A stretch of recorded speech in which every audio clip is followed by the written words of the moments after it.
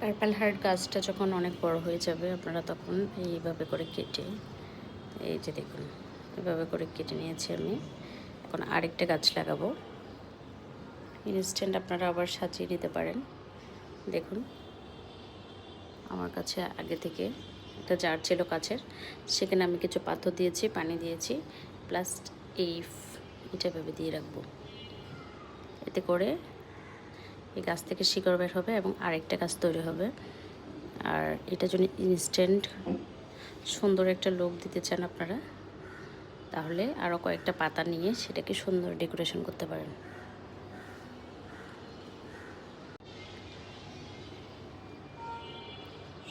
তো এই দেখুন কি সুন্দর লাগছে না? রেডি হয়ে গেল আমার কাজটা। এটা আপনি চাইলে যে কোনো জায়গায় সেট করতে পারেন, এতে করে দেখতে সুন্দর লাগবে। আমি এটাকে আমার এই জায়গাটাতে সেট করছি।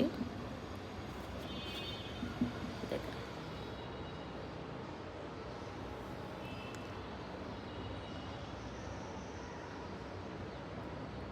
কেমন লাগছে লুকসটা।